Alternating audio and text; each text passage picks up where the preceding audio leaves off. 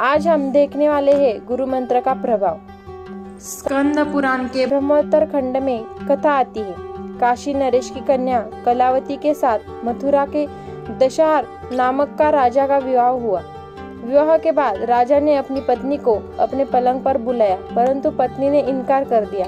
तब राजा ने बल प्रयोग की धमकी दी।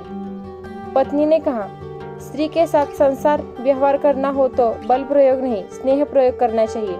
नाथ, मैं आपकी पत्नी हूँ, फिर भी आप मेरे साथ बल प्रयोग करके संसार व्यवहार न करें। आखिर वह राजा था। पत्नी की बात सुनी अनसुनी करके नजदीक गया। जो ही उसकी पत्नी का स्पर्श किया तो ही उसके शरीर में विद्युत जैसा करंट लगा। उसका स्पर्श करते ही राजा का अंग अंग जलने लगा। वह दूर हटा और बोला, क्या बात है, तुम इतनी सुंदर और कोमल हो, फिर भी तुम्हारे शरीर के स्पर्श से मुझे जलन हो गई। पत्नी, नाथ, मैंने बाल्यकाल में दुर्वास ऋषि से शिव मंत्र लिया था। वह जपने से मेरी सात्विक ऊर्जा का विकास हुआ है। जैसे अंधेरी रात और दोपहर एक साथ नहीं रहते, वैसे ही आपने शराब पीने वाले वेश्याओं के साथ और कुलटाओं के साथ जो संसार भोगे है, उसे आपके पाप के कण आपके शरीर में, मन में, बुद्धि में अधिक है। और मैंने जो जप किया है उसके कारण मेरे शरीर में ओज, तेज, आध्यात्मिक कण अधिक है। इसलिए मैं आपके नजदीक नहीं आती थी, बल्कि आपसे जोड़ी दूर रहकर आपसे प्रार्थना करती थी। आप बुद्धिमान हैं, बलवान हैं, यशस्वी हैं, धर्म की बात भी आपके सुन रखी है, फिर भी आपने शराब पीने वाले वेश्याओं के साथ और कुलटाओं के साथ भोगे है। राजा, तुम्हें इस बात का पता कैसे चल गया? रानी, नाथ, हृदय शुद्ध होता है तो यह ख्याल आ जाता है। राजा प्रभावित हुआ और रानी से बोला, तुम मुझे भी भगवान शिव का वह मंत्र दे दो। रानी, आप मेरे पति हैं, मैं आपकी गुरु नहीं बन सकती। हम दोनों गगनाचार्य महाराज के पास चलते हैं। दोनों गगनाचार्य के पास गए और उसने प्रार्थना की। उन्होंने स्नानादित के से पवित्र हो गए। यमुना तट पर अपने शिव स्वरूप के ध्यान में बैठकर राजा रानी को निगाह से पावन किया। फिर शिव मंत्र देकर अपनी शांभवी दिशा से राजा पर शक्तिपात किया।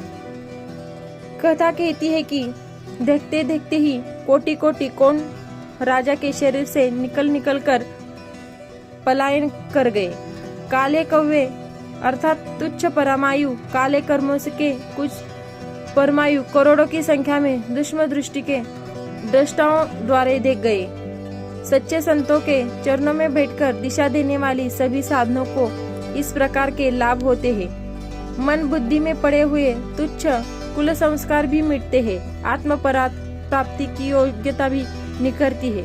व्यक्तिगत जीवन में सुख शांति, सामाजिक जीवन में सम्मान मिलता है तथा मन बुद्धि में सुहाने संस्कार भी पड़ते हैं और भी अगणित लाभ होते हैं जो निगूढ़े मनमुख लोगों की कल्पना में भी नहीं आ सकते। मंत्र दिशा के प्रभाव से हमारे पांचों शरीर के कुसंस्कारों, काले कर्मों के परमायु क्षीण हो जाते हैं।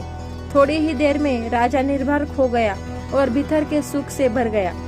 शुभ अशुभ, हानिकार व सहाया जीवाणु हमारे शरीर में ही रहते हैं। पानी का गिलास ओठ पर रखकर वापस लाए तो उस पर लाखों जीवाणु पाए जाते हैं।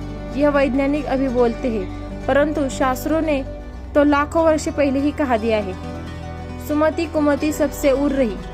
जब आपके अंदर अच्छे विचार रहते हैं तब आप अच्छे काम करते हैं, और जब भी हल्के विचार आ जाते हैं तो आप न चाहते हुए भी कुछ गलत कर बैठते हैं। गलत करने वाला कई बार अच्छा भी करता है, तो मानना पड़ेगा कि मनुष्य शरीर पुण्य और पाप का मिश्रण है। आपका अंतःकरण शुभ और अशुभ का मिश्रण है।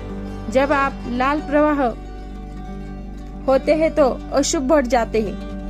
अंत पुरुषार्थ यह करना है कि अशुभ क्षीण होता जाए और शुभ पराकाष्ठ तक, परात्मा प्राप्ति तक पहुंच जाए। धन्यवाद।